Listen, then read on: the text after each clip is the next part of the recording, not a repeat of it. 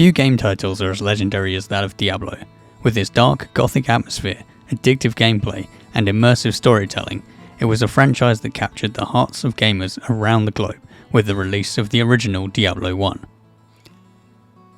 Diablo 2 solidified the franchise as the definitive ARPG, but in 2012, the release of Diablo 3 sent shockwaves through the community. It was a tale of pre-release development woes, a controversial launch, and a tumultuous journey towards redemption. Story begins with the highly anticipated development of Diablo 3. The project was long awaited, as gamers around the world were eager to dive back into the dark and immersive world of Sanctuary. Blizzard Entertainment had a reputation for delivering top-tier games, and the expectations for Diablo 3 were sky high. Diablo 2's only expansion, Lord of Destruction, was released in 2001 and was so well received that many expected a follow-up within a few years. However, what followed was a troubled development cycle, marked by changes in direction and significant technical challenges. Wow, we're doing a lot of stuff right now. We're trying to finish up all the monsters. We're trying to finish up all of the skills and all of the rune variants. Our integration with Battle.net is changing, and we're trying to hook all of that stuff up. There's a lot of work going on right now behind the scenes. So features-wise, there's very little left that you guys are doing, but the stuff that comes up is like iteration on features. Like we know our Quest UI right now is just not good enough, and so we're going to have to probably are going to have to change it. Yeah, we're going to be redoing UI a lot, because that's one of those things that just keeps getting tweaked until the very last minute, because gameplay and accessibility is such a huge part of the gameplay experience. Diablo 3 was finally announced in 2008, but even with the game having been restarted a few times in the years since Diablo 2, the development team continued to make significant changes right up to the release of the game. It has been said,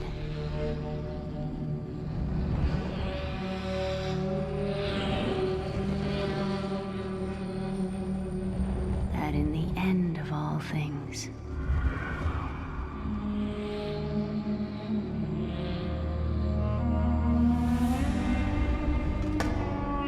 we would find a new beginning.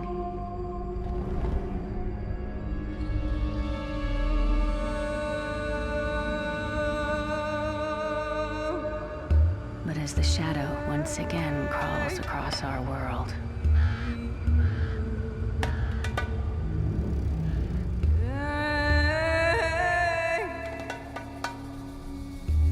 and the stench of terror drifts on a bitter wind,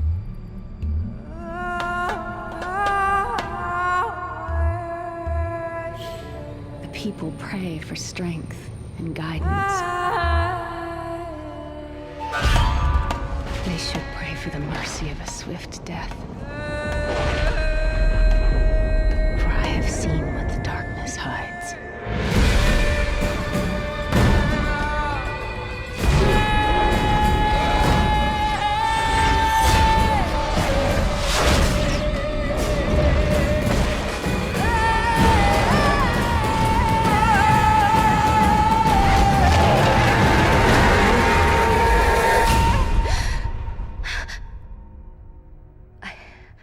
I don't think it's safe here.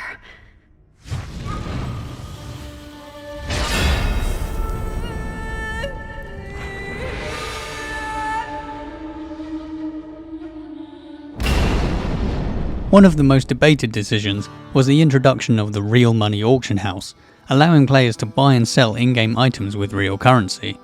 The decision led to a major controversy within the gaming community, with many players feeling that it tarnished the purity of the experience. Despite the negative feedback, the controversial auction house persisted in the early stages of the game. Many of the things were changed as the developers moved away from some key systems that appeared in Diablo 2. Skill points were implemented in several ways through development, but were ultimately scrapped in favour of a rune system that can be changed outside of combat. One of the challenges that the designers were faced with was making the rune system, which is an incredibly complicated system. Skill runes change what your skills do. They like add bonuses to your skills, and they kind of change some of the focus. It's a really tough choice sometimes looking at what different runes do to your skills. The runes were actually an idea we came up with a few years ago, that we were like, how can we inject more customizability into these powers? We'd originally talked about ways in which the runes could be simple so that they could just give you small bonuses to stats. Initially, we pitched the idea, well, maybe I'd find a rune that increases the damage of all my skills by 10%. And someone said, okay, well, what happens when I put that in teleport? And we're like, What the designers really wanted was something that was completely crazy. It was nuts as far as we were concerned. As we said, you know what? We're just gonna design these runes to be different in every single skill. And if that means that we reinterpret what that skill means, great. And that sort of open-endedness is a really big engineering challenge. But once we started playing around with it and seeing how cool it was to actually totally change the functionality of a spell just by putting this thing in there, that thing really took off and became a larger focus of the game. One of the things that we did was we wrote our own scripting language and gave it back to the designers so that they could do the freeform scripting that they needed to. And it just resulted in a bunch of really cool different powers. What I didn't realize is how much work we were signing ourselves up for at the time. And what was initially I thought was going to be like a 2 to 3 month feature wound up being probably a 2-year endeavor. Just really fun. It's just another way of customizing your character. You know, the way I play my Demon Hunter is different than the way you played your Demon Hunter. And not only do I have skills to choose from, I have the runes to put into those rune slots, which are going to change my skills even more. It's turned out to be a huge win for us. We get a very big variety of skills. It's amazing to see what they come up with. Their imaginations run wild and the game's much better for it. The art style was heavily criticised before and after release. The game footage that was shown revealed a change in the art direction for the game. Along with feeling brighter and more colourful, the characters were revealed to have a more cartoon-based style, which some really didn't like. When Diablo 3 was released in May of 2012, it was met with both praise and criticism. While the game retained the feel of Sanctuary, and the in-game combat was the best of any ARPG at the time, the always online requirement and the auction house remained contentious issues.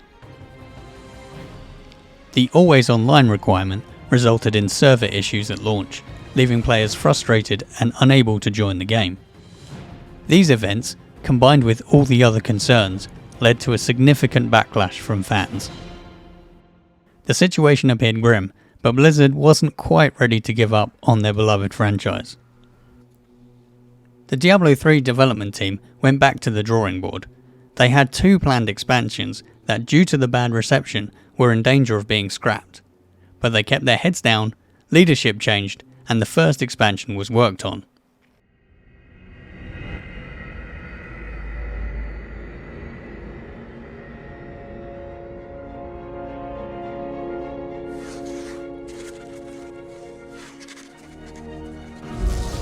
Diablo was defeated.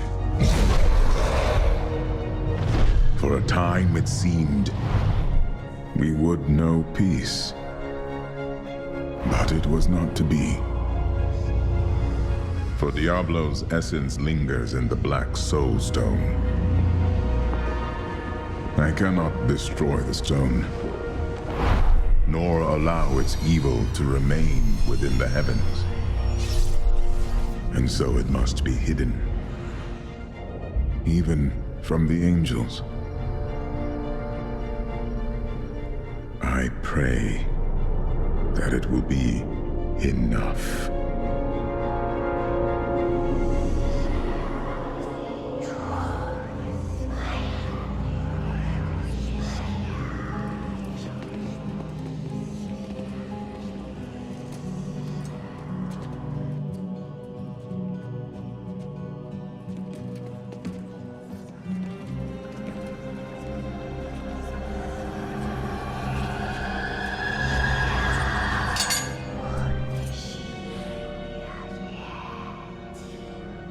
You have done well, Horadrim. Your service here is finished, and you should all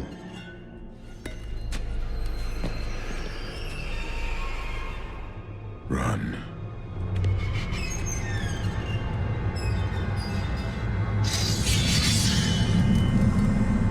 Malfail.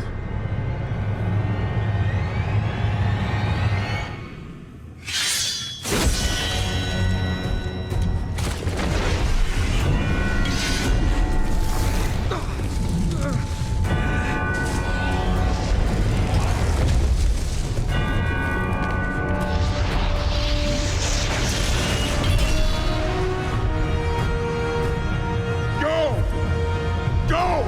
Find the Nephilim!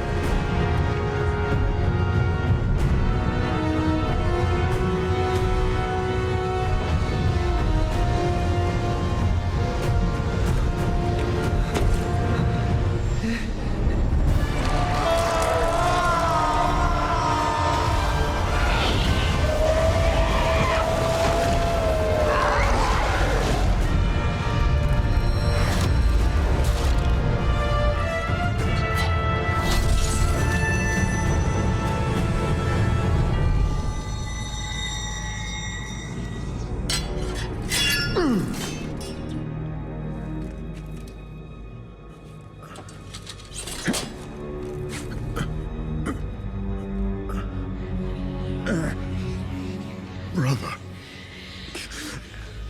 Why?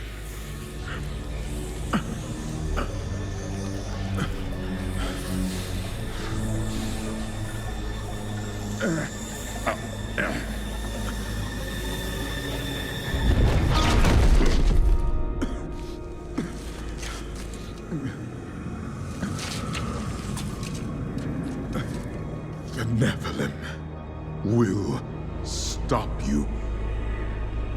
No one can stop death.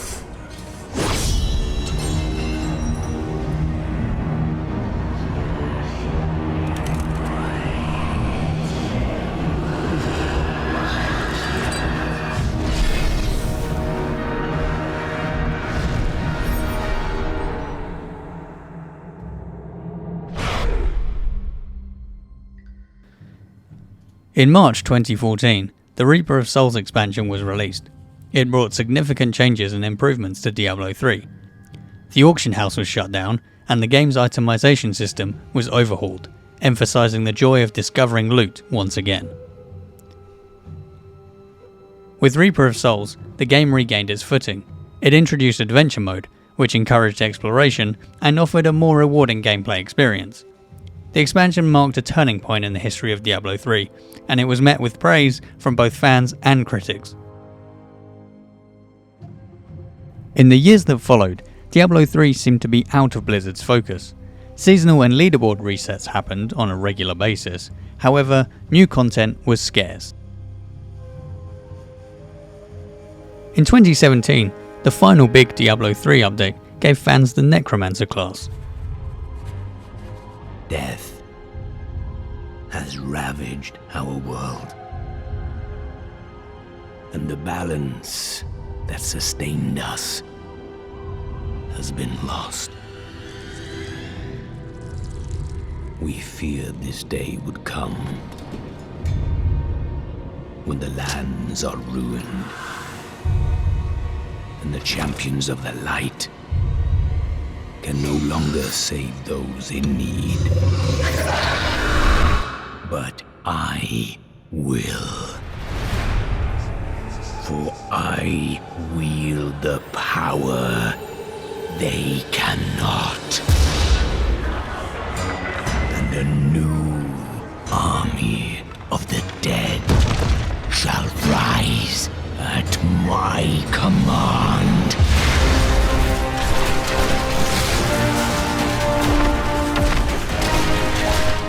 All who threaten the balance, beware.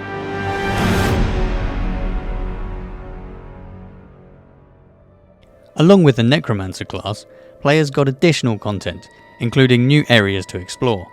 This content was more than likely part of the second expansion that was scrapped by Blizzard. And as the world of Sanctuary hit pause on development once again, fans eagerly awaited the next Diablo release. hoping that Blizzard, having learnt some lessons, would be better placed to get the next Diablo right. The seasonal resets ticked over, and a few balance changes were made here and there, but as they rolled around to Season 14, fans were greeted with something new. Themed seasons. Small at first, double goblins, followed by double Heredric caches earned from bounties, one of the endgame activities. But further seasons introduced new items, new buffs, and even new ways to kill hordes of demons.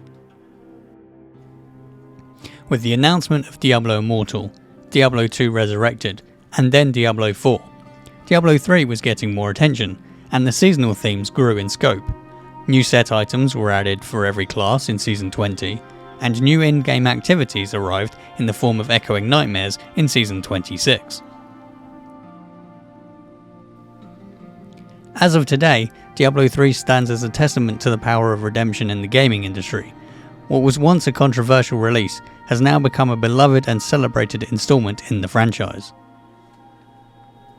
The story of Diablo 3 is one of failure and also one of redemption.